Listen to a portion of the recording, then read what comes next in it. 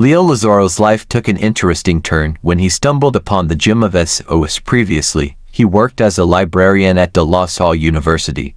His life's path changed when he became a member of the gym, where he met the renowned actor Dante Verona in 1982, Leo becoming a stuntman, and he even landed a role in an international film by Ross Santiago.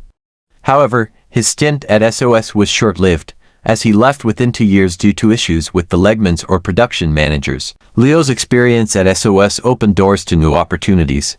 His film debut marked the beginning of his journey in the entertainment industry. Na yan. Alam ko na kung nasaan ang safe house ng 3 regional committee members.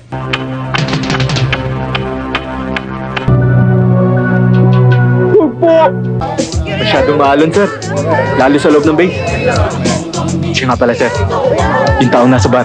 Siya ko contact natin tungkol doon sa ilalabas ng mga epekto. Chiquito, Wag! Delikado! kakausapin ko lang ho! O ngayon pare, maiinggit na naman kayong lahat dahil maririnig nyo ang boses ng 2 baby ko.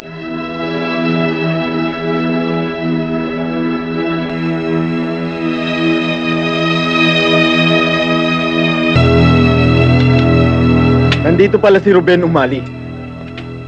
Nasa nung... Bakit? Talaga bang ayaw niyan sumuko? Alam mo sa itsura ng mga yan, mukhang hindi susuko eh. Mukhang handang magpakamatay. Makikipag-usap sa kanila? Nuka mo? Kasamboy, ano ba binabalak mo dyan sa junior bahala na yan? Osa, baka agawin niya ng trono mo. Junior bahala. Bale, wala sa akin yan. Ampaw lang yan. Karayom lang. Hingi ng ransom money ang mga kidnappers. Hindi manong anak. Hello, Sarge. Si Agent Lazaro to, from NBI. Oh, may joint operations pa tayo? Meron, Sarge. At saka nire-request ko ng magandang kaibigan mong imported from Japan. Oh, saan tayo magkikita?